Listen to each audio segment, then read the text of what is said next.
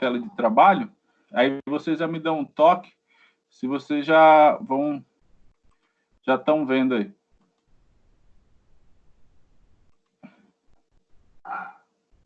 Já está compartilhando para mim. A net aqui em casa hoje também não está muito 100% não. Não estou vendo ainda não. Vê aí se foi agora. Tá carregando aqui. Aqui foi. Compartilhou aí com todo mundo? Sim. Então, beleza.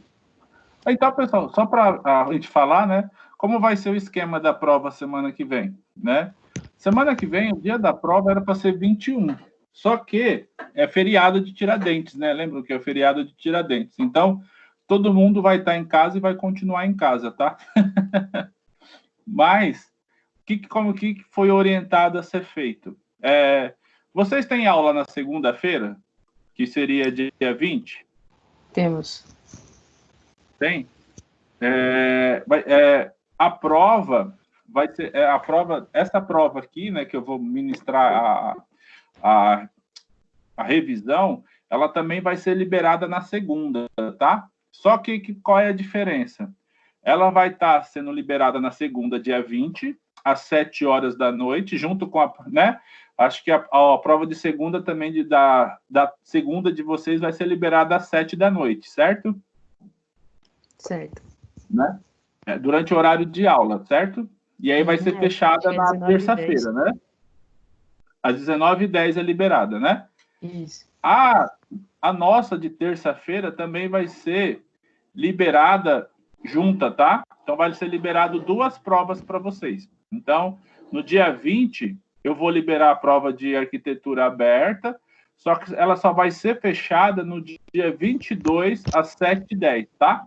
Então, vocês vão ter um gap aí de... seria 24 horas, né? Se a gente tirar o feriado. Então, vai ser liberada do dia 20, vai até o dia 22, tá bom? Por causa do feriado, dia 21. Beleza? Então, não esqueçam aí, não, que vai ser liberada essa prova do dia 20 ao dia 22, tá? Vai ser 10 questões de múltipla escolha, tá bom? De A, B, C, D e E, com uma única resposta certa, e a gente foi orientado a fazer que só possa ter uma tentativa, tá? Vocês só vão poder tentar uma vez a resposta certa, tá bom? Então, tomem cuidado lá na hora que vocês forem responder, né? Leiam bem a questão antes de confirmar a resposta certa, tá? Então, porque só vai ter uma tentativa. Então, relembrando, vai ser 10 questões a prova de múltipla escolha, tá? Vai ser, né, 5 alternativas, A, B, C, D e E, apenas com uma certa, e que vocês vão poder ter apenas uma tentativa também, tá? Vai estar liberada para vocês a prova durante 24 horas, tá? Aí, vocês respondam lá. Só que como, né, igual eu falei, como a prova dia 21 é feriado, essa prova nossa vai estar liberada por mais tempo, né? Que se você for ver, vai estar liberado por 48 horas, na verdade, porque vai ser liberada dia 20, às 19h10 da noite, e vai ser fechada no dia 22, às 19h10 da noite, tá? Então, fiquem atentos aí, que vai ter, na verdade, 48 horas por causa do feriado dia 21 de Tiradentes, tá? Então, só para vocês ficarem atentos, tá? 10 questões de múltipla escolha ali. Alguém tem alguma dúvida aí sobre a prova? Acho que não, a gente só estava na esperança de fazer a prova na prática, né? Igual da outra vez, mas não vai ter como. A segunda prova a gente vai fazer na prática lá. Beleza. A segunda provavelmente seja maio, né? Seja ali entre final de maio e começo de junho, se já tiver tudo normalizado, a gente já faz na prática ali a prova, tá? Já vamos esperar que já tenha normalizado, a gente faz uma prova lá prática mais divertida para a gente fazer presencial, tá bom? Espero que sim. Tá? Na prova, eu já compartilhei na aula passada com vocês, né? Até mandei para a Tamires passar para vocês. Eu vou cobrar 2 assuntos, que é os comandos básicos em Linux e Samba, tá? Então, vai ter 5 questões sobre comandos básicos em Linux e 5 sobre Samba, tá? E qual que é o sentido das questões, né? Aqui eu estou com comandos básicos em Linux, tá? A ideia é perguntar o que cada comando faz, né? Então, qual que é a ideia? Por exemplo, eu vou perguntar, se eu fosse perguntar, o que o mkdir faz? O mkdir cria um diretório. Lógico que vai ter, né, o nome perguntando, lá na prova vai estar o nome perguntando, olha, o comando tal, ele faz o quê? E aí vai ter 5 respostas possíveis, falando, cria um diretório, cria um arquivo, cria um atalho, né? Nesse sentido que vai estar as questões lá, tá? E vai ter 5 questões sobre o Samba. Então, eles vão estar baseados nesses 2 assuntos, tá? Que é os comandos básicos em Unix e o Samba, tá? Eu já compartilhei lá com vocês, já podem pegar. Então, se vocês observarem, né, esses slides que eu compartilhei, vai estar aqui as questões da prova, tá? Então, eu vou repassar aqui os comandos com vocês, só para vocês terem uma ideia, e vou repassar aqui também o Samba, os principais pontos, só para a gente fixar aqui para a prova. Mas na prova vai estar bem objetivo a pergunta e o que eu quero saber sobre o comando, tá? Então, só para vocês frisarem, vai ser sobre esses 2 assuntos, comandos básicos em Linux e Samba, tá? Então, eu vou abrir aqui a parte, eu vou começar com comandos básicos, reapresentando para vocês alguns comandos, né, os principais que a gente abordou em sala, só para vocês relembrarem aí, né? Então, eu vou até abrir uma máquina virtual aqui do Linux, já para a gente fazer via terminal, para a gente já pegar o resultado disso já funcional. Tá? E aí, conforme vocês forem tendo dúvida, tá? Como a nossa sala é pequena, é de 6 alunos, vocês dão um toque e falam, professor, tá? Eu não fechei o microfone de ninguém. Alguém tem alguma dúvida, é só parar, perguntar que a gente já vai tirando, tá? Beleza? Beleza, professor. Tá? Eu não fechei o microfone de ninguém, então é só vocês falar, professor, a gente para e já vai tirando a dúvida ali.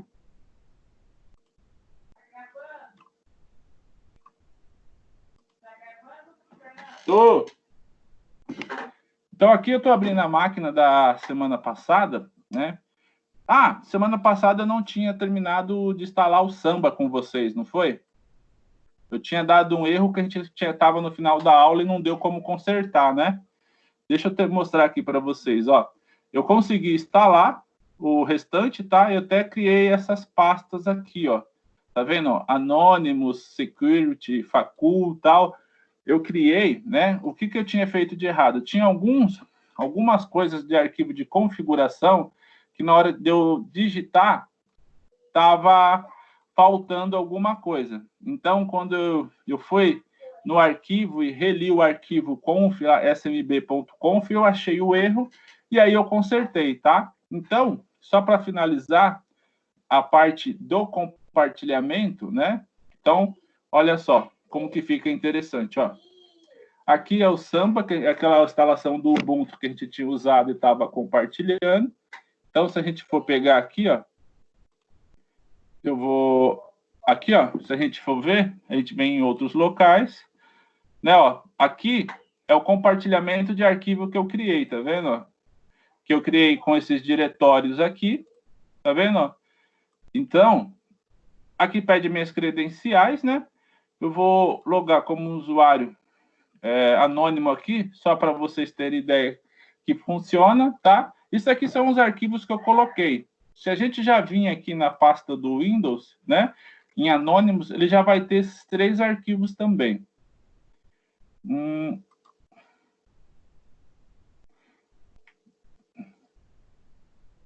Deixa eu ver aqui. Deixa eu ver se o Samba já subiu. Talvez ele não tenha subido ainda aqui. Deixa eu ver se ele já subiu. como eu inicializei a máquina agora, talvez não tenha dado tempo dele subir.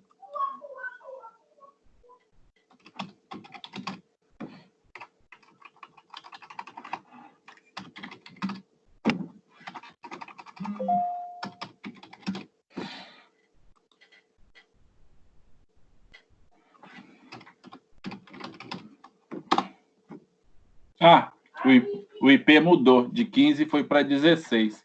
Como eu não deixei estático, ele está dinâmico, né? Então, eu vou ter que remapear aqui para vocês verem. É até bom que você já vê o remapeamento aqui, aí vocês veem que funcionou. Vou mapear uma nova unidade, colocar aqui, avançar, então, vou colocar // 192.68.1.16 /anônimos, que é esse aqui que a gente está usando agora, tá? Só para mostrar para vocês que semana passada, né, tinha dado um erro ali na parte de configuração do arquivo, só para mostrar para vocês que está funcionando. Tá? Aí vai pedir o usuário, né? Então foi teste. Opa.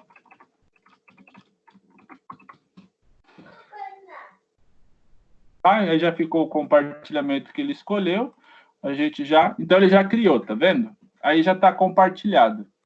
Então, se eu colocar um arquivo aqui, ó, vou colocar um novo arquivo só para vocês visualizarem, ó. Eu vou copiar um arquivo aqui da minha área de trabalho, olha. Vou copiar esse tutorial aqui, tá? Então, se eu vir aqui, copiar esse tutorial, né? E aí eu vou colocar ele aqui nessa pasta do IP16 aqui, ó, tá? Que é o Anonymous no final 16, tá vendo? Ele tem 3 arquivos, acrescentei mais esse tutorial aqui de avaliação, e aí para vocês verem que ele funcionou, ele já aparece aqui, tá vendo? Ó, tutorial de avaliação, tá? Então quer dizer que o servidor de arquivo Samba, ele tá compartilhando nos 2 ambientes os arquivos, tá? Lembra que semana passada eu não tinha... eu tinha errado em algum lugar e não tinha sincronizado as pastas? Quem lembra aí? Sim, até ia perguntar se o problema era o usuário mesmo. Não, eu tinha na hora que tinha digitado lá aquelas variáveis que o arquivo pedia, eu tinha digitado algumas erradas, e aí na hora de sincronizar não batia o nome. Aí nunca, tipo, ela achava que era uma e era outra, tá? Sim. Quando a gente voltar para a sala de aula, eu vou levar essa ISO aqui, e aí a gente coloca no laboratório, e quem quiser levar para casa consegue fazer da máquina virtual para o seu computador. Mas, viram, é bem tranquilinha, você configura lá, ó, e aí você já consegue mapear as pastas e tudo mais, tá? Beleza. Então, beleza? Aí, ó, tanto é que até quando você compartilha, ele fica até na sua área de trabalho do Linux, ó, compartilhado pelo VirtualBox, né, o diretório, né, e fica na do Windows aqui já o mapeamento como pasta de rede, tá vendo, ó? Então, como que a minha rede aqui, o IP é dinâmico, né, aquele dia que a gente tinha configurado, estava usando o 15. Hoje ele já mudou para o 16, aí eu tive que reconfigurar para o 16. Mas é só ir lá e colocar um IP estático ali na placa e já fica estático também, tá? Tem gente que muitas das vezes deixa, né? Faz um servidor em casa aí fica brincando e deixa essas opções aqui mapeadas. Tá bom? Então vamos voltar aqui para a aula. Deixa eu já copiar os 2 arquivos aqui que vai ser a base. Primeiro, não é no diretório não, estou errando. Primeiro é os comandos básicos, tá? E o Samba. Eu vou começar com os comandos básicos só para a gente relembrar, tá? Deixa eu terminar de copiar aqui. Deixa eu já abrir o terminal. Deixa eu copiar os comandos básicos, já foi. O how to do Samba, não, eu quero a apresentação do Samba.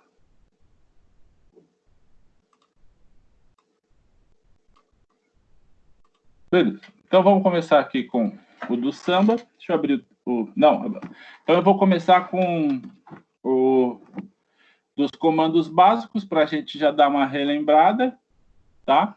Então, eu vou seguir de acordo com o que está na apresentação, só para a gente já ter um norte, que daí, se vocês quiserem abrir junto comigo, vocês podem abrir aí. E a gente já vai fazendo passo a passo. Então, vamos lá.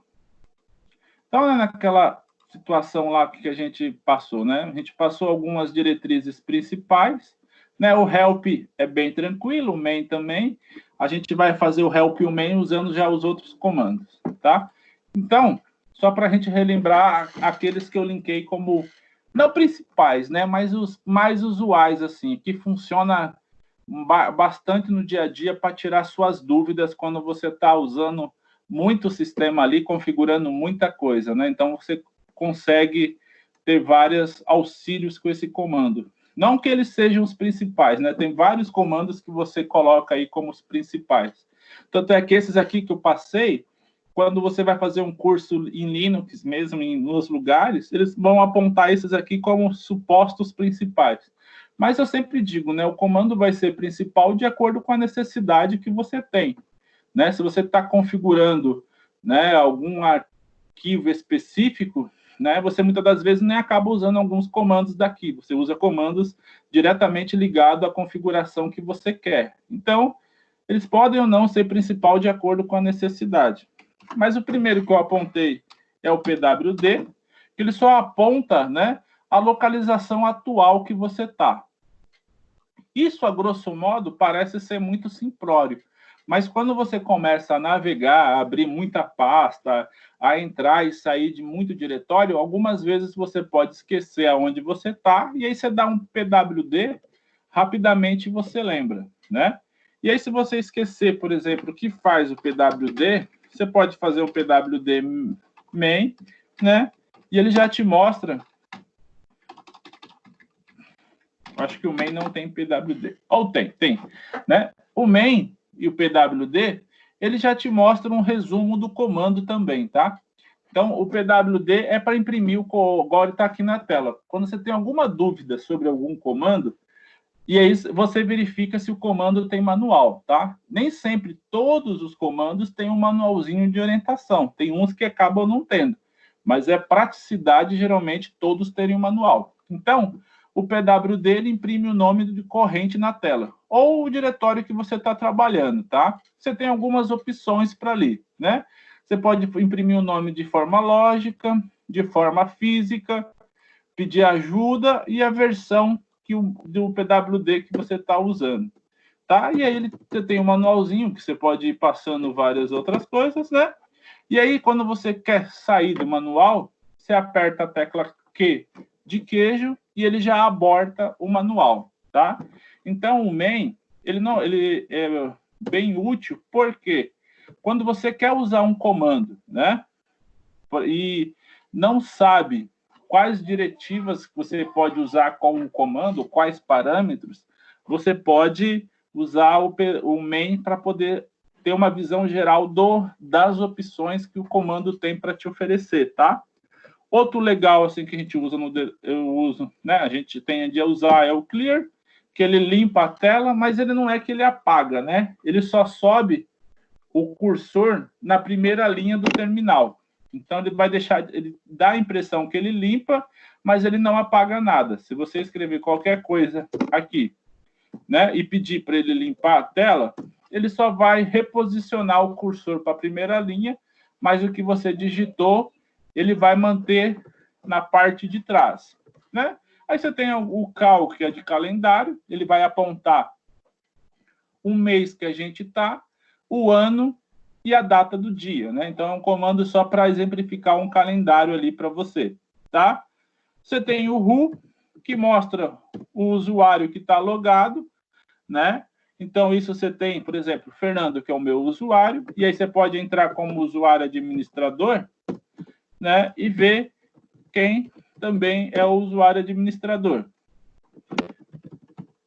Então, nesse caso aqui, ele vai ser o usuário também como administrador. Ou seja, eu configurei o mesmo usuário para perfil normal e administrador, o mesmo nome. Mas se eu der um usuário normal com um nome e um usuário administrador com outro, nessa questão eu vejo a diferença, tá?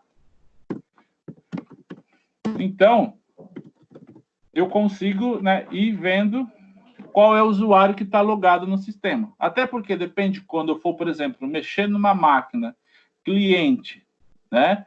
E aí eu tenho que acessar algum perfil de instalação da máquina, né? Linux, eu vou ter que saber qual é o usuário que está logado lá para poder saber um usuário administrador, tá?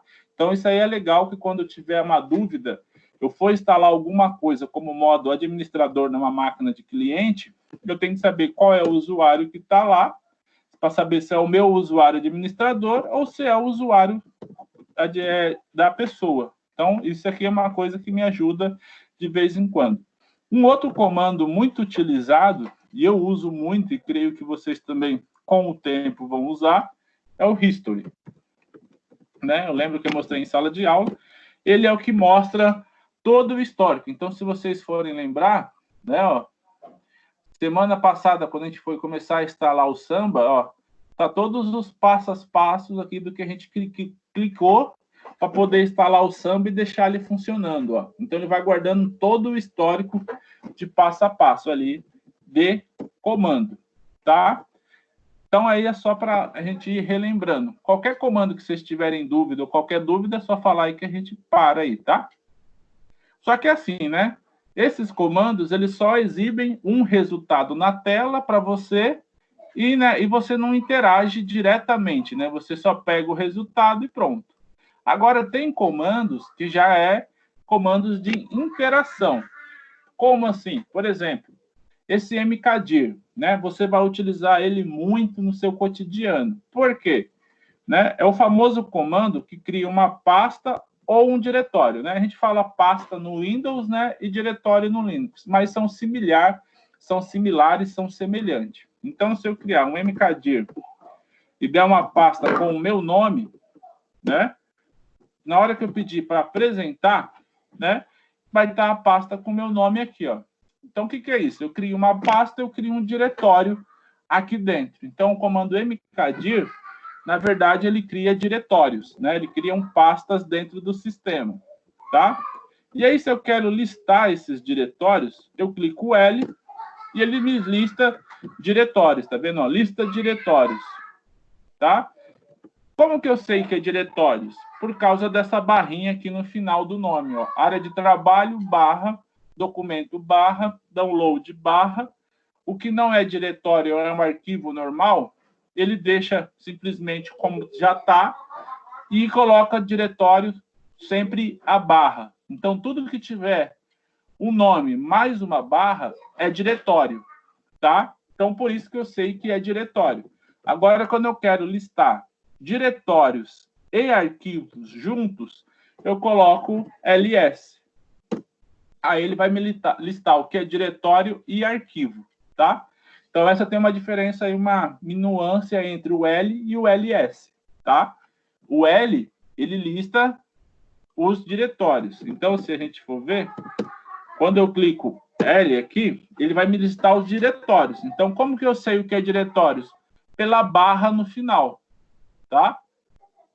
Ó, área de trabalho, documentos, download, Fernando, imagens, modelo, músicas, público, Snap e vídeo são todos diretórios. O único que não é esse exemplo .desktop, que é um arquivo. Mas por quê eu sei isso? Porque todo diretório vai ter uma barra no seu final, tá? Agora, por exemplo, ls, eu listo diretórios e arquivos, né? Se eu colocar S, ele não vai encontrar nada. Por quê? ls, e aí eu tenho que ir para o main, né? E ver o que acontece do L. O main aqui, eu acho que o L não tem. Deixa eu ver se o main tem L. Não, o main... Deixa eu colocar main ls para ver se tem. Ó, então, né? Tá vendo, ó? O ls, quando eu coloco, né? ls, lista diretórios, o comando L, lista diretório. O ls, lista diretórios, lista conteúdos de diretórios, ou seja, arquivos, tá? Então, a gente pode usar essas opções juntos. aqui, né, para poder fazer os parâmetros que a gente quer. Então, por exemplo, vamos fazer essa aqui, ó, né? Fazer ls-autor.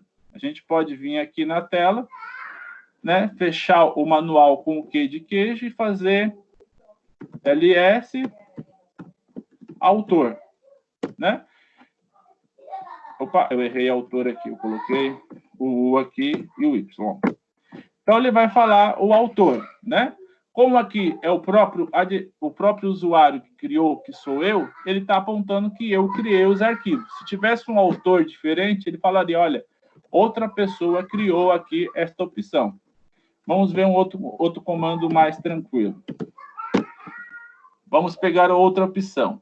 Ó, né, a gente tem esse aqui, ó, o block size, né? Ou vamos pegar aqui diretórios e tal. Como é que aqui tem que ser? Aqui trabalha mais com arquivos, né? A gente teria que criar um arquivo para fazer.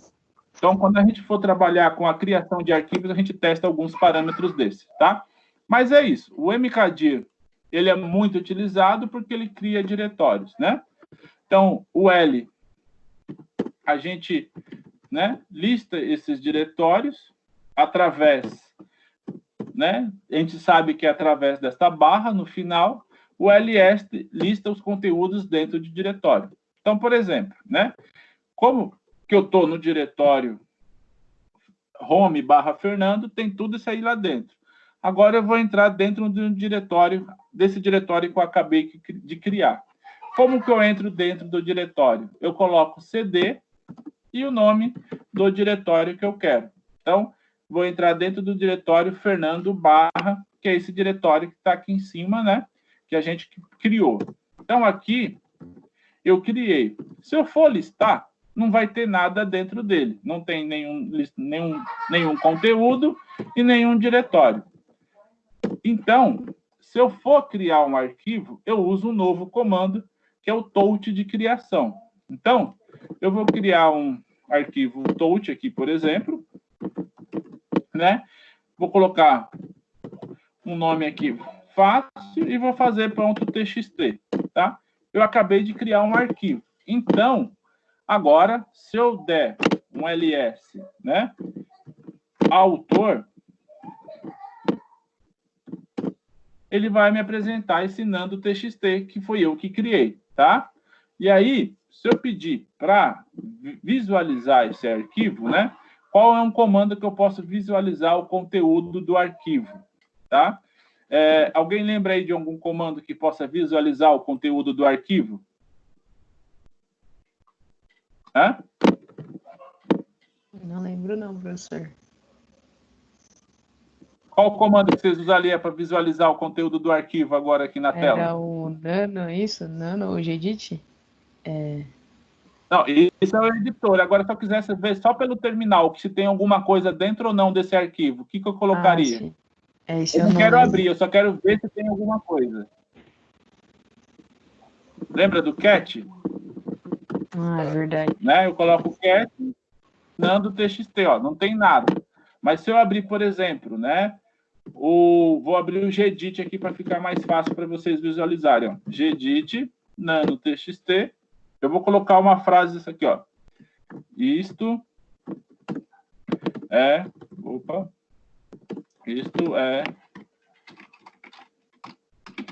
um teste. Vou pedir para salvar e vou sair. Ó. Então, se eu fizer um cat nando, ele vai imprimir o que tem, tá? Tá vendo? Então, o cat, eu imprimo o conteúdo de arquivo na tela. Então, se eu estiver utilizando se eu estiver querendo abrir algum arquivo, né? E eu não lembro o que tem lá dentro, eu não preciso abrir o arquivo para ver. Eu só peço para o cat e ele já mostra o conteúdo do arquivo, tá? Então, eu posso criar o arquivo com a extensão que eu quero, né? E aí, depois, se eu escrever no arquivo e não quiser abrir o arquivo, falar, pô, não vou usar nenhum editor de texto, eu só quero ver o que tem lá dentro. Eu coloco cat e o nome do arquivo, ele já me apresenta o conteúdo, tá? E, se você for ver, eu já consigo também, né, exibir o conteúdo do arquivo lá dentro com cat, né, e o CD, né, e aí, então, o que eu consigo fazer? Aqui vamos ver agora mais outros comandos, né? Então, o mkdir cria o diretório, touch cria o arquivo dentro do diretório, né? Aí eu criei o arquivo, escrevi, só que eu vi que esse arquivo não precisa mais ser utilizado, tá? Como que eu removo esse arquivo? Vocês lembram do comando de remoção de arquivos? Como que eu removo um arquivo via terminal, quando eu não quero mais utilizar ele? Vocês lembram? Hã? RM, o nome do arquivo e a extensão dele? Né? Então eu dou RM, né? E coloco o Nando, né? TXT. Uma dica: quando vocês estiverem escrevendo, vocês não precisam escrever tudo. Se vocês começarem a escrever o começo, né? E der um tab, ele já completa para vocês, tá? Se tiver arquivo semelhante, ele vai falar, ó, tem 2 arquivos iguais, qual que você quer? Mas se não, é só isso aqui. Então, rm. O nome do arquivo, você já remove o arquivo, tá? Lembrem-se, tá? Se você remover o arquivo, você nunca mais vai ter acesso a ele, porque com o terminal, ele não vai para a lixeira, ó. A lixeira não tem nada, a lixeira está livre. Então, uma vez removido pelo terminal, ele está apagado, ó, a lixeira está vazia. Tá? Então, tomem cuidado aí quando você estiver em terminal, tomem muito cuidado para remover. Então, aqui você removeu o arquivo do diretório. Então, se eu pedir para listar, ele não tem mais nada. Agora, eu vou sair desse diretório e vou para o diretório anterior. Então, o que eu faço para ir para trás, né? Ir para o diretório anterior? CD, 2 pontos. Eu vou para o diretório anterior ao Fernando, né? Que é o meu próprio diretório, né? Então, se vocês forem ver aqui, ó, eu criei, né? Tem a home do usuário Fernando, e dentro do usuário Fernando eu criei um diretório chamado Fernando. Se eu quero remover o diretório, que comando eu uso para remover o diretório? Vocês lembram?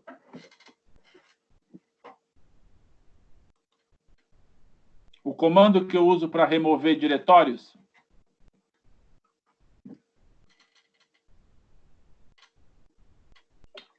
Ninguém lembra o comando para remover diretórios?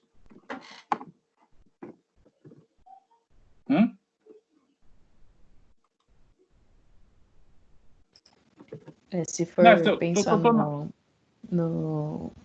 na referência do MK, então seria rmdir, uma coisa assim. Isso, né? É rmdir. Porque eu tenho que falar que eu vou remover, né? Que é o remove, aqui é rm, e eu tenho que avisar que é um diretório. Então, se eu colocar rmdir Fernando, ele remove o diretório Fernando. Certo? Então, eu crio, consigo acrescentar e mudar e remover. Tá? Então, aqui já é a parte bem tranquila. Tá? E aí, né?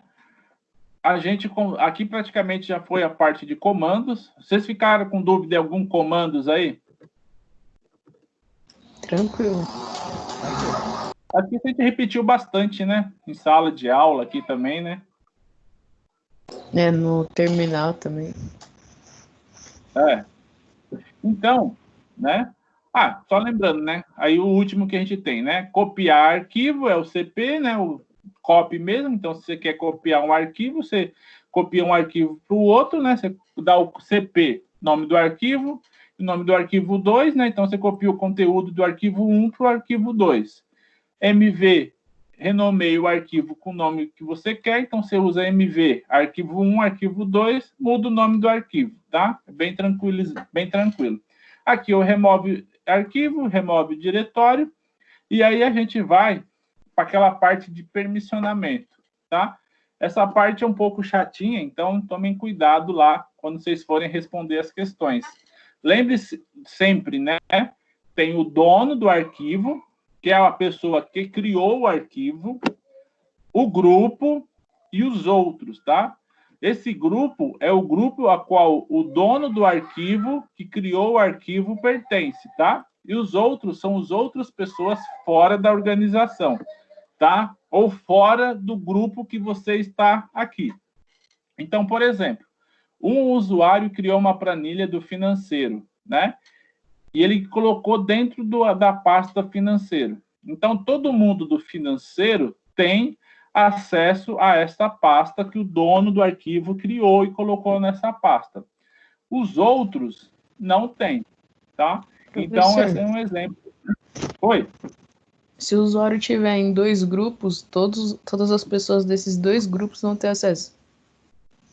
Sim, ele vai ter que, na verdade, restringir o grupo que ele quer. Mas se o usuário criou em 2 grupos, os 2 grupos têm acesso. Aí,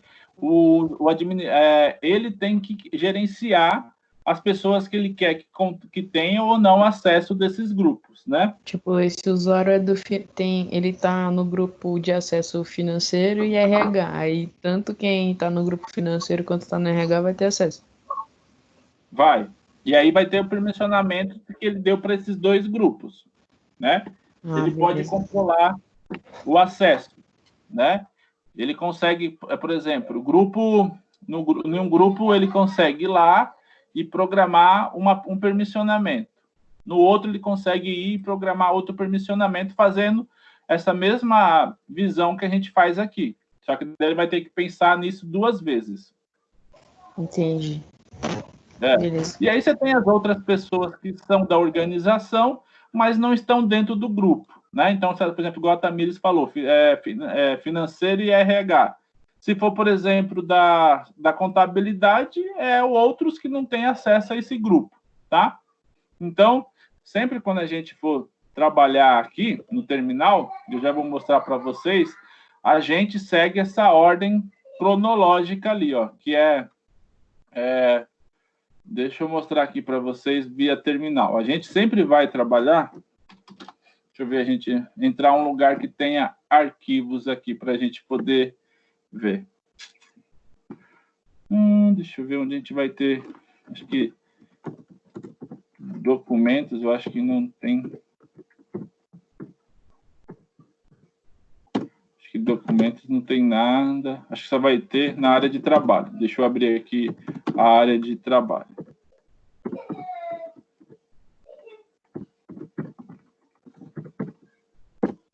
Deixa eu ver aqui.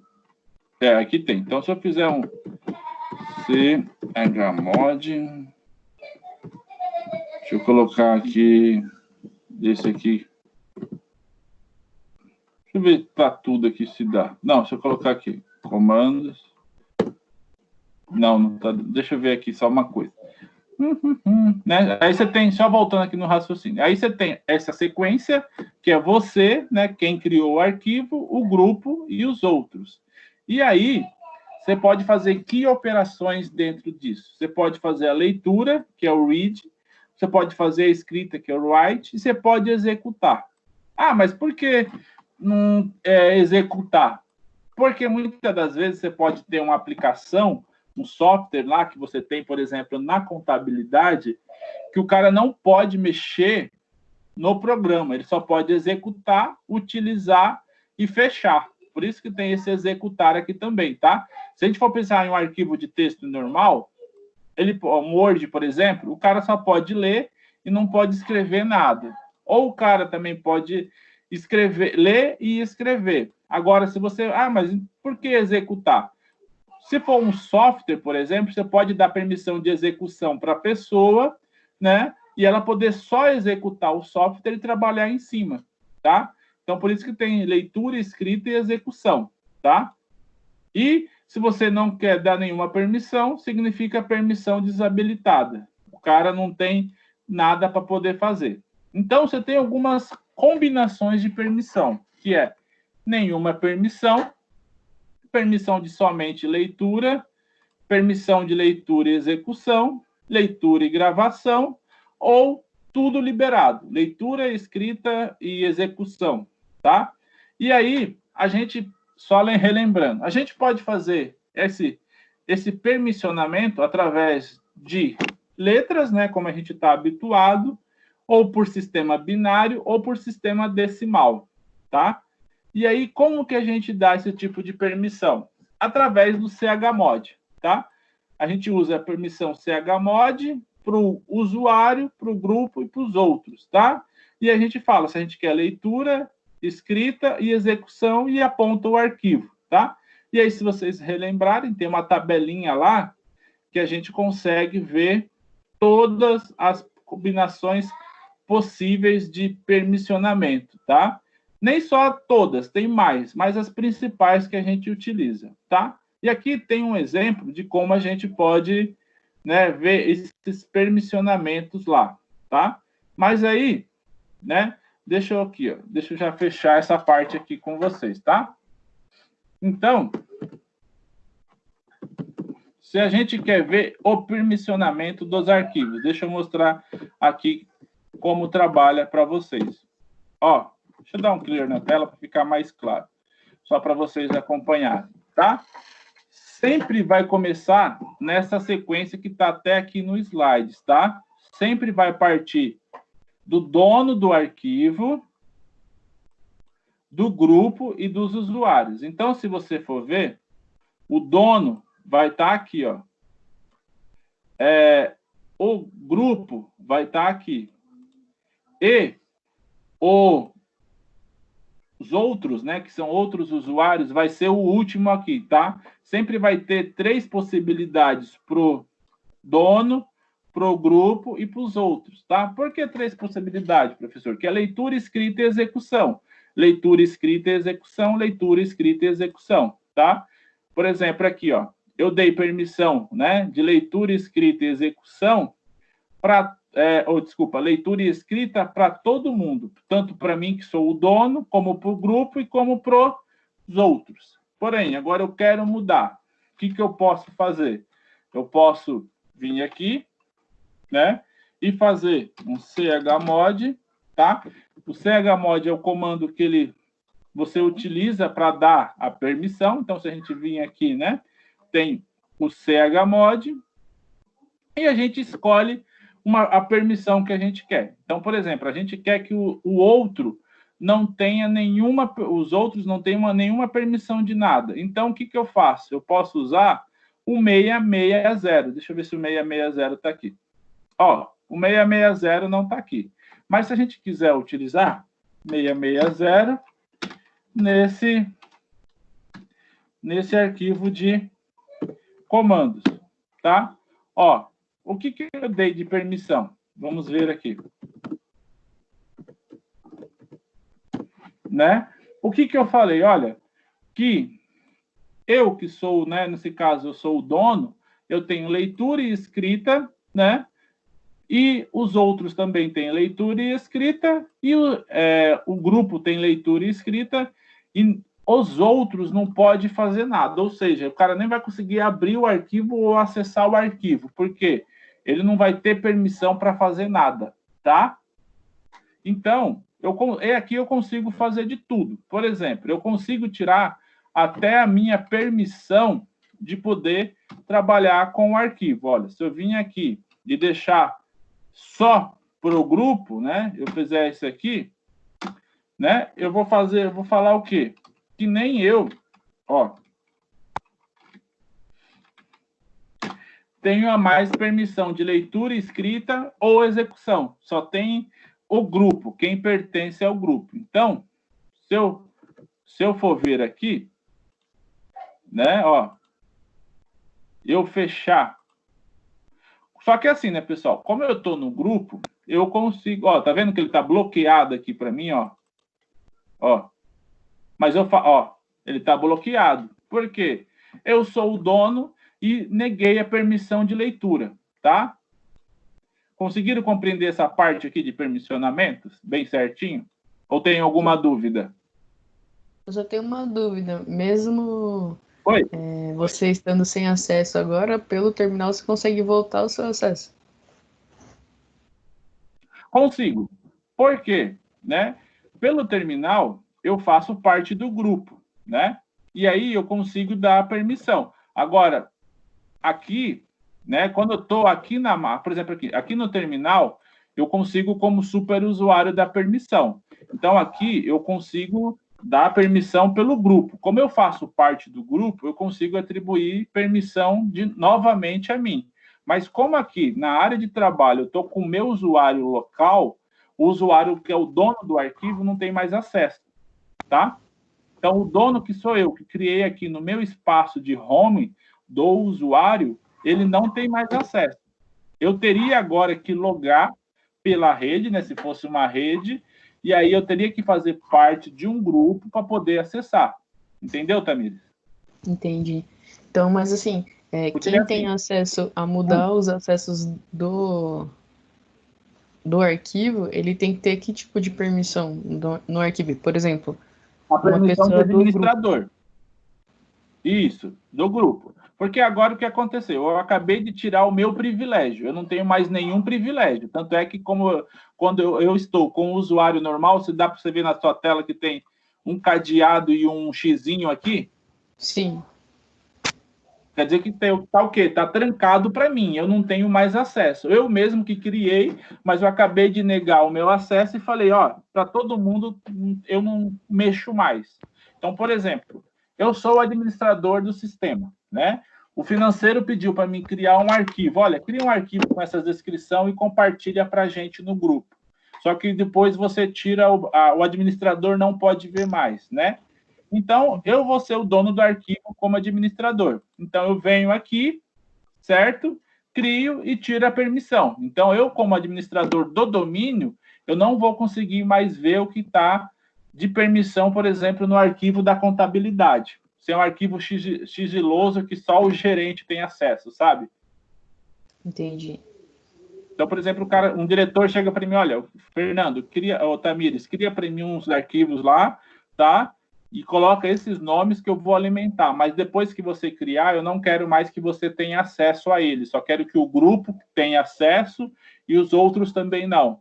Então, você vai vir aqui, vai dar permissão para o grupo, né? E vai tirar a sua e dos outros. Então, isso vai garantir que se o cara perguntar para você, você está acessando lá? Não, ó, o arquivo na minha área de trabalho, eu até posso excluir ele porque eu não tenho mais acesso. Ó, eu não consigo ver mais o que está escrito nem o que está lá. Eu não posso fazer mais nada. Entendeu? Lógico que daí, pelo terminal, eu consigo voltar à permissão, tá? Mas eu consigo por quê? Porque eu também estou aqui dentro do ambiente que é via terminal. Mas se eu fizer uma alteração a nível administrador, aí ninguém consegue mais voltar à alteração, porque aqui eu estou no ambiente local e não estou dentro de um domínio de rede, né? Então tem essas especificações. Entendi. Tá? Beleza. Tá? Isso também dá para você fazer pelo Windows, só que lá no Windows é mais via servidor. Tá vendo que quando eu tirei o permissionamento, ó, eu consigo abrir normal o arquivo. Só que, por exemplo, se eu criar 2 usuários aqui, tá? Se eu tenho meu usuário aqui, Fernando, se eu criar mais um usuário nessa máquina, por exemplo, criar um usuário 2, né? E eu quiser que, por exemplo, aí ele vai fazer parte do grupo, o workgroup dessa estação aqui, certo? Pensa assim comigo, tá, pessoal? Se eu criar 2 usuários, então os 2 vão fazer parte de um grupo de trabalho que está aqui, certo? Né? Certo. Aí, para uma segurança maior, eu posso vir aqui, né? E fazer o quê? Olha, o meu usuário vai ter permissão total, né? E aí, o grupo, né? Que, por exemplo, alguns arquivos, eu posso fazer com que, tanto como o grupo e os outros, né? Que fazem parte, não têm acesso nenhum. Então, aí, o que eu garanto com isso? Que se qualquer outra pessoa estiver aqui e conseguir chegar a acessar a minha home, ele não consiga abrir o arquivo, entendeu? Então, se eu tiver uma outra usuária aqui e tentar acessar, ele não vai conseguir abrir, tá? Entendi, beleza. Porque daí ele vai fazer parte do workgroup, né? Mas só que ele não vai, quando ele conseguir chegar ao arquivo, ele não vai abrir, porque ele não é o dono do arquivo, e o dono do arquivo restringiu o acesso para o grupo e para os outros. Entendeu? Então, só o dono vai conseguir ver se é um arquivo confidencial, por exemplo. Certo. Tá? Isso aí é usado muito em rede, né? Quando você está em um ambiente em rede, numa corporativo, tal, que você está usando um Linux lá, você acaba fazendo muito isso, esse permissionamento, né? E aí você tem que fazer até, quando você vai fazer, o que você faz primeiro? Primeiro você desenha a política de segurança, né? De acessos das pastas, quem vai ter ou não, sai escrevendo mesmo e vendo se tem sentido, e até fazendo algumas reuniões para fechar, porque isso aqui é bem complicadinho, né? Porque você imagina, sem querer nisso aqui, você vai e bloqueia o acesso, por exemplo, de um gerente a um relatório que ele tinha que ver, né? Se você bloquear, você vê que, por exemplo, até para você consegue bloquear. Então, se você faz uma política errada aqui, ó, se você for vir aqui, ó, você bloqueia para o cara, e aí, imagina o gerente chegando lá e abrir e falar isso, olha, permissão negada, você não tem mais acesso. O cara fala assim, pô, mas como que eu não tenho acesso ao relatório da minha equipe? Né? E se é um final de semana que o cara liga para você e fala, olha, e aí, eu não acesso mais o meu relatório, e você não tem, você está em outro lugar que você não consegue acessar, como que você vai falar para o cara que você errou nas permissões? Então, você tem que tomar bem cuidado, porque aqui, quando você restringe mesmo, você restringe. Tanto é que você viu, você consegue restringir para você mesmo e você não abrir. Tá? Então, fica a dica aí, toma bem cuidado com isso. E aí, né, você tinha os editores de texto, só que os editores de texto não vou cobrar na prova nesse primeiro momento, porque o Vi é o editor mais trabalhado, né? Ele é um pouco mais precisa de mais treinamento, principalmente por causa dos ambientes de comando e de texto, tá? Então, a parte que eu queria mostrar com vocês era essa parte de comandos. Ficou alguma dúvida, pessoal, em comandos aí? Algum outro comando, alguma síntese que vocês queiram ver que não foi apresentada? De boa. Tá tranquilo. Essa é a hora, hein? Lembra que terça-feira é feriado, nem vai dar para a gente trocar ideia. Beleza, então, de comando? Beleza. Então, tranquilo. Então, agora a gente vai falar um pouco da parte do samba, só para a gente resolver, né? Como a gente não vai estar em coisa na presencial, deixa eu sincronizar o arquivo do samba. O que eu fiz? Eu fiz algumas perguntas técnicas do samba, tá? Então, o que foi? Para que quando nós usamos samba, qual é o cenário de aplicação do samba, né? E essas coisitas nesse sentido. Então, eu vou fazer uma relembrança com vocês aqui, tá? E aí vocês vão também fazendo a mesma coisa, tá? Qualquer coisa vocês vão me mandando aqui. Deixa eu ver. Deixa eu mostrar na prática para vocês esse negócio funcionando, porque o samba não está vindo para cá. Então, eu vou copiar essa aula de samba aqui e vou colocar nesse diretório que a gente compartilhou aqui, que é esse aqui. Já que o cara não quer ir para lá arrastando e soltando, a gente vai no modo tradicional. Apareceu o samba aqui? Então, deixa eu abrir aqui o Linux e pegar o samba daqui. Dá uma atualizada. Aqui, chegou. Pelo menos está mostrando na prática que funciona, né? Então, beleza. Deixa eu só aqui. Então, só relembrar para vocês o que é, né? O samba, na verdade, é como eu falei para vocês, né? A intenção é o quê? Como os dois ambientes, Linux e Windows, não se conversam, né? Principalmente na tratativa de Windows para Linux, né? Os caras não se preocupam muito dessa compatibilidade entre eles, né? Fica um pouco difícil em ambiente empresarial hoje, né? Você conseguir fazer esses caras trabalharem junto. Então, qual que é a ideia, né? Oi? A nova versão do Windows agora vai ser compatível. Vai? Fizeram a nova versão do Windows. Essa versão nova do Windows 10 vai ser uma atualização que já vai ser compatível com o Linux. Ah, então já Só vai que vir no o começo samba vai ser instalado uma por bosta. default, né? É? Então já vai vir o samba instalado por default nele. É algo parecido mesmo. Só que vai ser no começo sempre é uma bosta, né? Mas falou que agora vai ser compatível a troca de arquivo. O que vai acontecer é que o samba já vai vir instalado dentro dele e fazer o compartilhamento. Mas a ideia é essa mesma coisa aqui. Tá? Ah, tá, entendi. Eu vou ser sincero, como eu não uso muito o Windows, essa máquina aqui é da minha esposa, eu vou ter que ver isso aí depois, até que legal que você falou, para me ver como que os caras fizeram isso. Mas o único jeito é instalar isso aqui junto e compartilhar. Então eles vão fazer uma instalação desses caras aqui junto para poder funcionar, senão não tem como. Tá? Vai ser bom que já vai facilitar um pouco, né?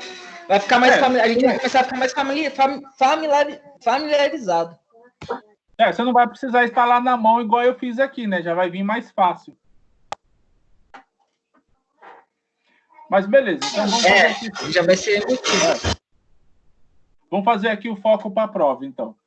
Qual que é a ideia, né? O Samba é como a gente estava falando agora, esse compartilhamento de arquivos entre o Windows e Linux, tá? Então ele é bem aí prático, tá?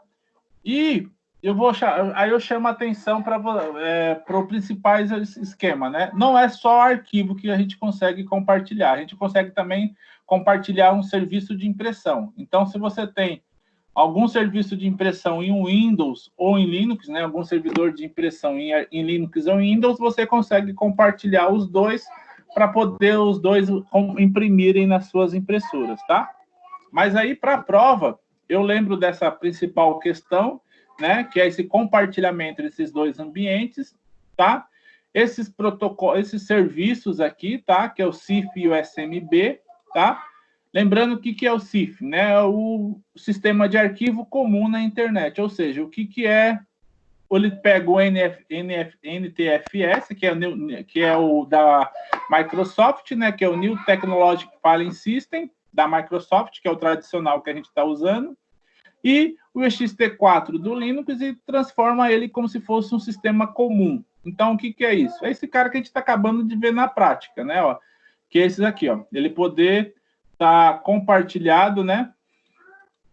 Com você de forma comum ali, mostrando que não é nem NTFS nem ext4, é um CIF, um Filing System comum aí na internet. Então, você consegue trabalhar como se fosse o sistema nativo da máquina, mas não é. E esse SMB, que é o serviço de troca de mensagem, né? Que a gente até configurou ele no Hall2. Se a gente lembrar do Hall2, né? Qual é o arquivo que a gente abre para configurar, né? É esse arquivo que a gente abre, tá vendo? Ó, smb.conf. Ou seja, quando a gente configura esse cara aqui, a gente está configurando, na verdade, esse serviço aqui, tá? Que é nada mais do que esse bloco aqui de... O outro aqui, deixa eu pegar. A gente está pegando esse SMB, que é esse serviço de troca de mensagens em bloco, tá? Então, o que a gente faz na prática é configurar esse cara aqui na prática, quando a gente está nesse ambiente. Quando a gente vai no Hall2 do Samba, quando a gente fez lá as configurações de criar o diretório, compartilhar, criar os usuários, criar o grupo seguro, a gente criou tudo dentro do smb.conf, tá? Para facilitar. Então, a gente já, de maneira indireta, a gente estava configurando, né, esse serviço aqui, tá? Que é o smb.serve message block, tá? E aí o arquivo de compartilhamento normal ali, tá? Que a gente tá lembrando, tá bom? E aí é para facilitar esse mundo, tá? Então, a principal utilização do Samba é a facilitação do Windows e do Linux, tá? E a conversão desses dois universos em um só. Então, eu vou dar uma passada nos pontos principais. Conforme vocês forem tendo dúvida, vocês vão me perguntando, tá? Lembrando, Samba é uma ferramenta open source, tá? Você não paga licença, não paga o uso, é free e você consegue programar do jeito que você quer para atender as necessidades da sua empresa, tá? É código aberto, você consegue ali programar e trabalhar de acordo com a sua necessidade, tá? Então, por exemplo, você quer baratear uma parte de servidor de autenticação, né, que a gente viu que tem, você consegue fazer autenticação só por Samba, tá bom? Então, tudo isso aqui é gerenciável e é tudo gratuito, aberto e programado de acordo com a necessidade que você quer, tá? E aí você faz compartilhamento de arquivos e de impressoras, tá? Lembra que se a gente abrir aqui, né? Deixa eu abrir aqui o smb.conf, né? Deixa eu fazer aqui cd/etc. Samba. Deixa eu dar um clique aqui, ó. Se a gente abrir esse smb aqui, .conf, né? A gente consegue ver que o arquivos de impressora está aqui, ó. Aqui, por exemplo, você consegue configurar as impressoras, né, que você tem disponível na sua rede e colocar disponível para os usuários. Então, você tem as printers, né, e você tem as variáveis que você consegue programar, tudo aqui dentro desse arquivo, tá? Esse aqui é o arquivo, igual eu falei para vocês, que é o responsável por aquela troca de mensagem em bloco, tá? Tudo que você programa aqui. Lembrando que, por exemplo, a gente usou, né, semana passada, para configurar aquilo, as variações globais, tá? Então, tudo que a gente fez está aqui, ó, né? Adicionamos o serviço, né, NetBIOS para reconhecer no Windows, adicionamos a pasta usuário, né? Adicionamos a pasta security e adicionamos ali, né? Então, a gente trabalhou em cima disso, tá? Então, só para vocês mostrarem. Por exemplo, ó, de autenticação. Se eu quero criar um grupo de autenticação, né? Eu trabalho aqui e vou autenticando ele. Domínio, né? Então, tudo eu consigo fazer nesse smb.conf aqui, tá? Para ficar mais fácil para a gente, tá bom? E, né? O principal arquivo de configuração dele é esse smb.conf, tá? Não esqueçam disso, que ele é o arquivo onde acontece a principal interação, tá? E é essa a ideia que a gente faz aqui, ó. Duas máquinas, troca de arquivos e de mensagens, tá? Aí, né? Lembre-se sempre, né? Aquele sistema de arquivo comum na internet, que é o CIF, é o coração desse Samba, tá? Por quê? Porque é o cara que vai fazer com que, né, a gente consiga compartilhar esses dois ambientes, compartilhar o Windows e o Linux junto, ou o Unix, tá? E aí, do lado do Windows, quem reconhece isso é o NetBIOS, tanto é que a gente usa, né, uma das variáveis aqui no How-To, que é o NetBIOS, para poder fazer com que, né, a gente vem aqui e configura o NetBIOS, né, para poder fazer com que o Windows reconheça o nome que a gente quer dar para a pasta, tá vendo? NetBIOS name. Então, esse cara é o cara que reconhece do lado do Windows, né, a rede. Então, o serviço que a gente utiliza é o NetBIOS na parte do Windows, tá? Então, da parte do Windows, a gente usa o NetBIOS para conseguir, né? Então, ele é o cara que faz a interface entre os aplicativos, né? E faz essa comunicação, tá? E aí, o serviço de sessão, que é feita por ele também, né? Pelo NetBIOS ali do lado do Windows, né?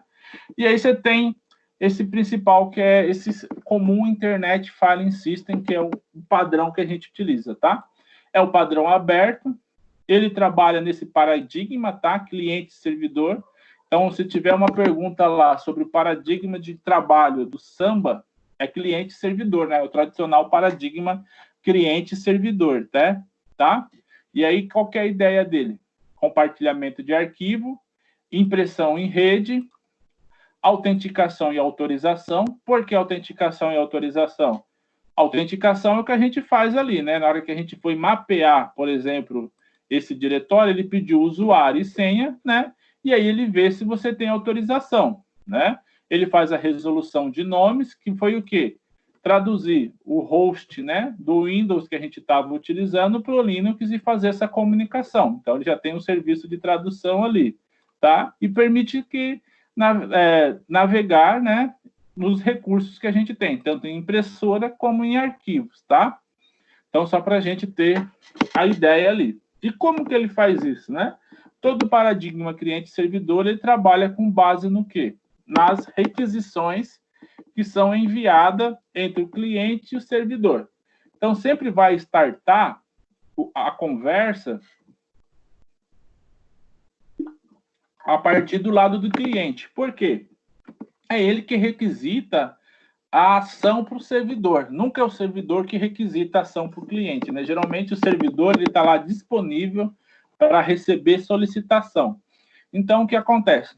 O SMB, né, client, solicita para o servidor, e aí você tem o início da requisição, e aí ele pode requisitar ou o arquivo ou a impressão, né? Então, por exemplo, o arquivo é quando eu venho aqui, né, e solicito para abrir esse arquivo igual eu estou fazendo agora, né?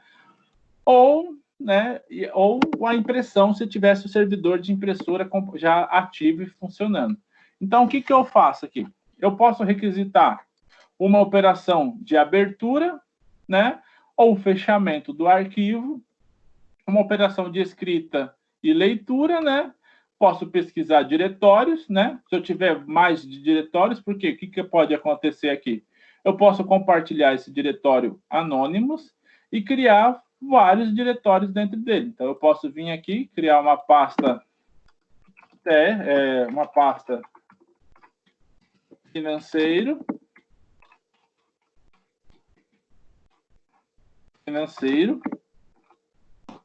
né? Criar uma outra pasta contabilidade, né?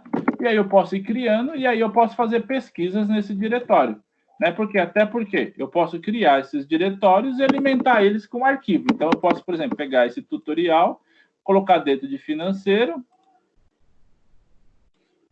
Acho que o tutorial está aberto lá do outro lado. Então, não dá. Mas aí eu posso fazer o quê? Ó? Eu venho aqui, né? Eu venho aqui desse outro diretório, né? E eu sei que eu posso fazer uma pesquisa. Então, se eu vir desse outro diretório, deixa eu esperar ele abrir, as duas pastas que eu criei estão aqui dentro, financeiro e contabilidade. Então, eu posso fazer o quê? Né? Fazer uma pesquisa, colocar arquivos dentro dela. Então, eu posso pegar esse sistema de arquivos, copiar, colar dentro de financeiro, né? Como esse usuário que eu estou no Windows, né, ele não tem acesso para essa parte aqui dentro, ele não está deixando. Então, eu já estou fazendo um controle e autenticação. O usuário do meu Windows, ele não tem direito de trabalhar ali, tá? Então,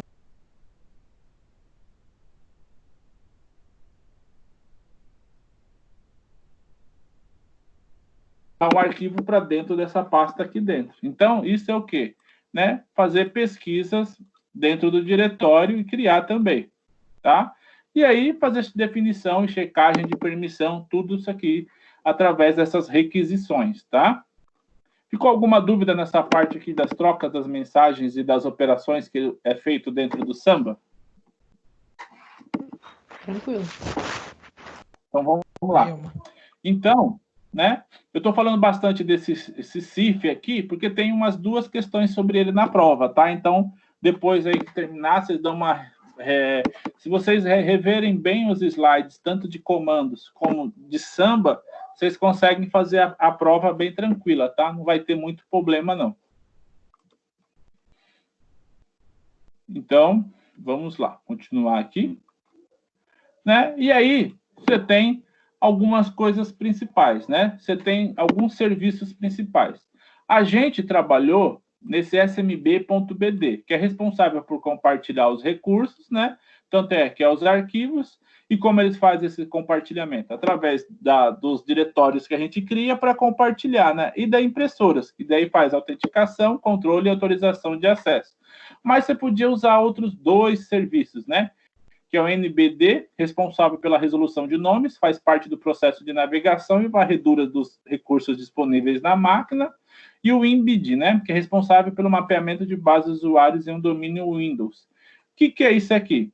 Quando você já tem um AD pronto, né, um Active Direct pronto, lá no seu servidor Windows, você pode usar esse cara aqui, o INBD, para importar, né, fazer uma cópia do seu AD e importar para o Samba já o seu grupo de usuários. E aí, facilitar já esse processo e, com isso, você ganhar tempo e já dá permissionamento direto para o grupo, tá? Para todos os usuários de uma única vez, conforme você quer, tá?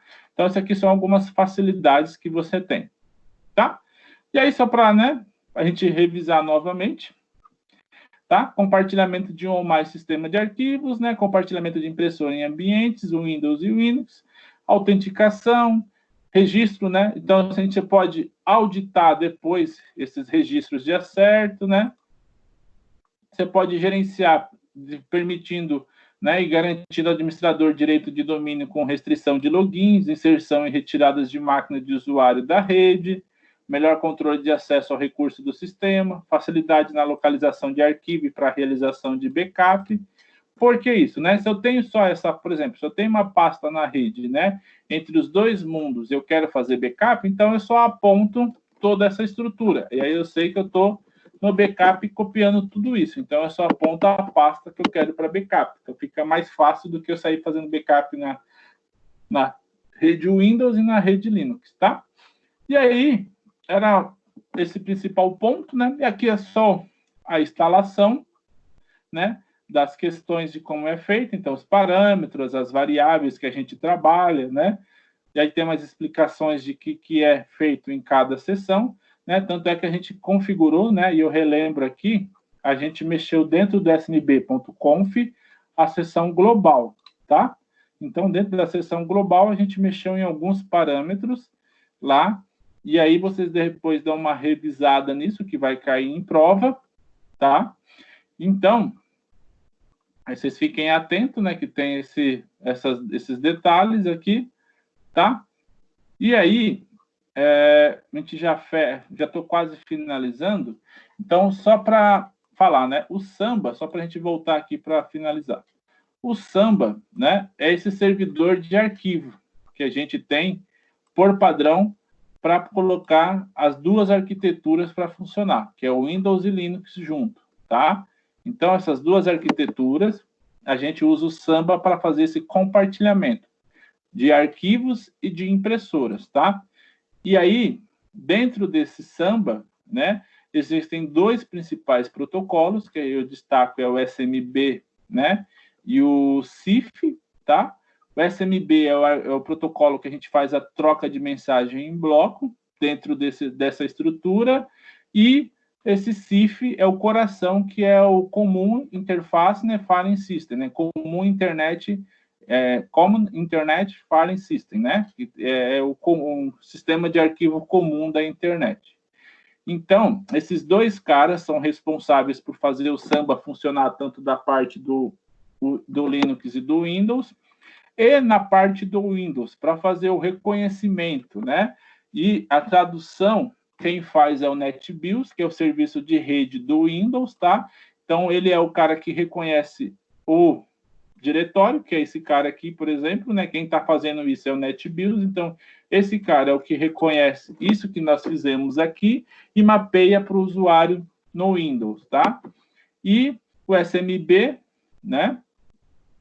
Que é, né? Aí, relembrando, né? O CIF tem como qualidades, né?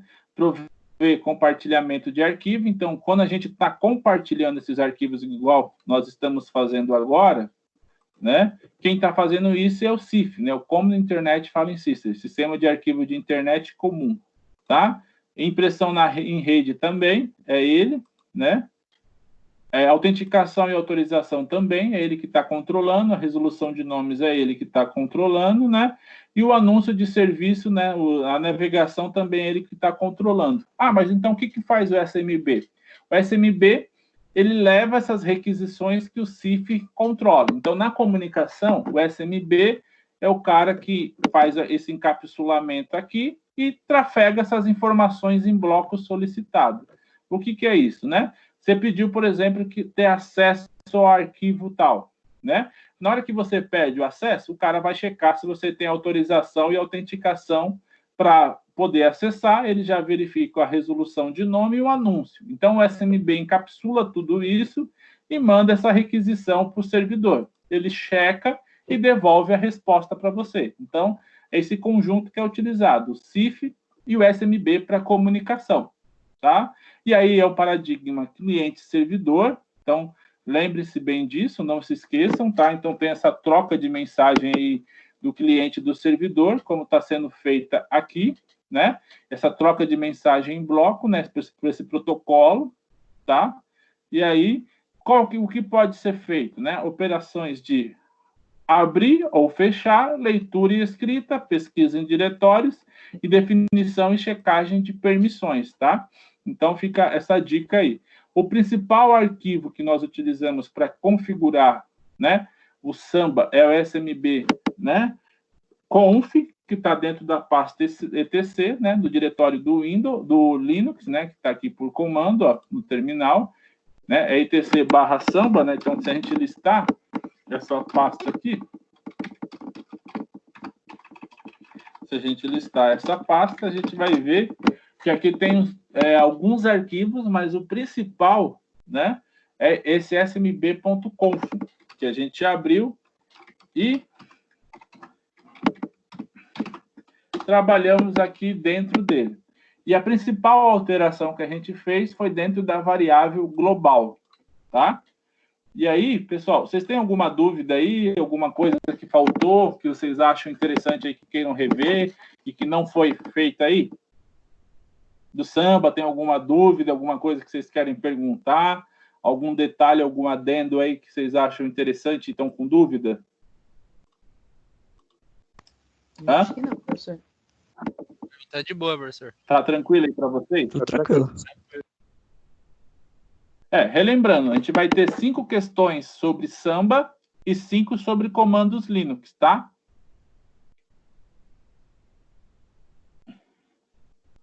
Então, deixa eu falar aqui, relembrar da prova, né? Que todo mundo agora está na sala.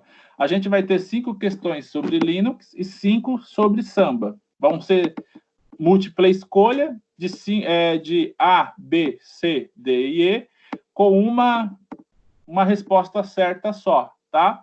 Tomem cuidado que vocês só vão ter direito, né? Tipo, vocês só podem enviar o questionário uma única vez, tá? Então, se vocês, por exemplo, né, leram lá, putz, eu quero mudar, mas vocês já enviaram a prova, vocês não vão poder mudar. Então, vocês só vão ter uma tentativa para fazer, tá?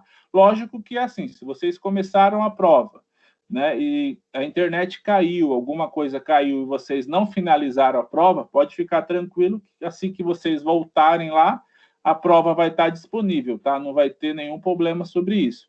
A única coisa que eu chamo a atenção, cuidado quando vocês clicarem para finalizar e enviar. Tenho certeza que vocês resolveram as 10 e colocaram as respostas que vocês tinham certeza que era a correta para vocês, tá? Não deixem nenhuma em branco ou alguma coisa assim que queira. Então, e vocês terão, né, relembrando, a prova vai estar disponível a partir do dia 20, das 7 horas, né, das 19 horas eu já vou colocar disponível, e vocês vão ter até o dia 22, às 7 horas novamente, às 7, 7h10, para responder. Então, vocês vão ter um gap aí de 48 horas, do dia 20 às 19, 19h10, até o dia 22, 19, 19h10. Por quê? O dia da prova, que seria dia 21, que seria o nosso, é feriado de Tiradentes. Então, a gente não vai, eu não posso postar no dia, porque é feriado, eu vou ter que postar no dia anterior, tá? E aí, relembrando, né, tomem cuidado, vai ser uma única tentativa, então, se finalizar e enviar, não vai poder fazer de novo. Então, resolvam ela aí com cuidado, até porque vocês vão ter 24 horas para resolver, né? Então, dá para todo mundo aí tirar 10 bem tranquilo, né? Beleza? Alguma dúvida? Alguma... Boa, professor. Lembrando que, né, se tiver problema com a internet, cair alguma coisa, tal, não se preocupem. Se vocês não finalizarem e enviaram, vocês podem voltar, abrir de novo e fazer lá, tá? Se alguma questão vocês quiserem primeiro, mas a prova está bem tranquila, tá, pessoal? Se vocês pegarem essas duas apresentações que eu passei aí, vocês conseguem fazer ela tranquilamente, tá?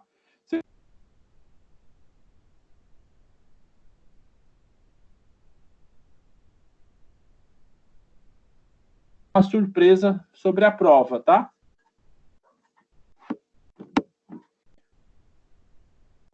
Beleza, professor. Beleza? O que eu tinha para passar para vocês era isso, pessoal. Se vocês tiverem alguma dúvida, quiser tirar. Vocês têm projeto integrado comigo? Temos. Qual que é o projeto? Temos São 4? Projeto 4. Vocês já me entregaram as tarefas, já? O Mário e o Rafael aí pode falar melhor sobre isso. A gente estava falando. Ô, Mário, vocês já me entregaram aí as coisas? Não, então, eu tô querendo saber o que é pra fazer ainda. Ó, eu não cheguei a conversar nenhuma aula com vocês sobre projeto integrado? Não, ainda não. Sobre o projeto não, professor. Chegou alguma coisa no AVA, o Bill, o Alexandre, na verdade, até passou para a gente algumas coisas também, a respeito de introdução, né, essas coisas, mas não foi praticamente nada feito, porque a gente não foi abordado ainda em aula, né? A gente estava aguardando. Uhum. O que eu precisava, porque eu tinha combinado com as outras turmas, era o quê? Até dia 20, se vocês conseguiam me entregar a introdução e o desenvolvimento.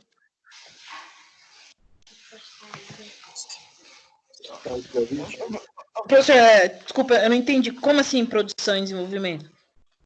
Porque vocês estão em projeto integrado 4, não estão? Uhum. Quando eu disparei um e-mail lá para o pessoal do Samuel, tudo, vocês também recebem, não recebem? Eu não. Quero encaminhei pro Bill, pedi pra encaminhar aí. Porque o pessoal, a galera também está fazendo projeto integrado 4, vocês também estão juntos, não estão? Sim. Na disciplina? Eu recebi esse e-mail e repassei, professor. Porque a sala de vocês é um grupo só ou tem 2 grupos? É um grupo só. É um grupo só, não é?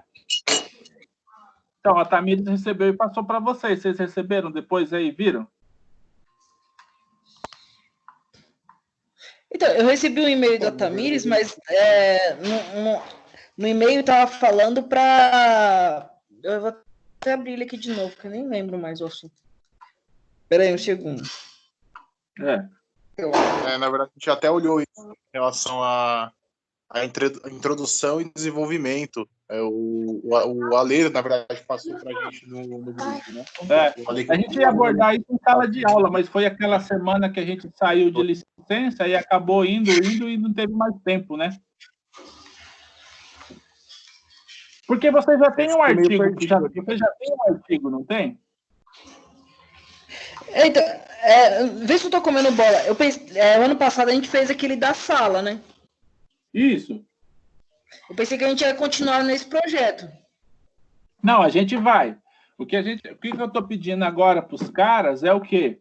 Que vocês revejam a introdução e o desenvolvimento e melhorem eles. Ah, tá, mas do antigo mesmo. Do antigo mesmo. Beleza. Aí então a gente conversa lá depois no grupo. Só que eu preciso que vocês me mandem até o dia 20 para mim poder fechar a nota e já dar nota para vocês lá.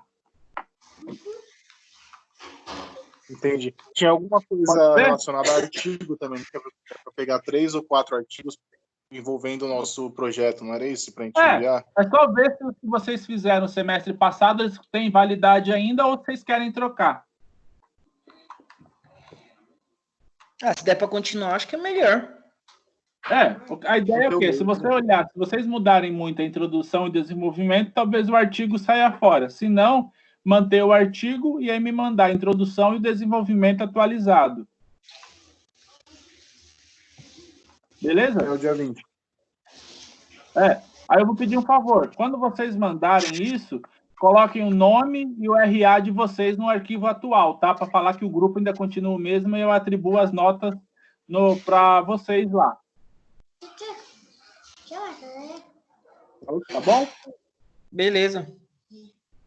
Aí vocês me mandam Beleza, até dia professor, 20, tranquilo. tá? Não esqueçam de me mandar até dia 20. Tá, ok, Beleza. então. Beleza? Eu já vou disparar um e-mail depois também aqui. Mas aí já fica avisado até dia 20 vocês me mandam aí para a gente compor a nota do primeiro bimestre já, que projeto integrado não tem prova, né? Então a gente já fecha já. Fechou. Ah, beleza, professor. Tá? Da minha parte é isso, pessoal. Se tiver mais alguma coisa para falar aí que eu não tenha falado, vocês queiram dar uma comentada aí? Vou pegar. Aqui, ó. Acho que é isso mesmo. Não, eu fecho a aula por hoje, isso aí.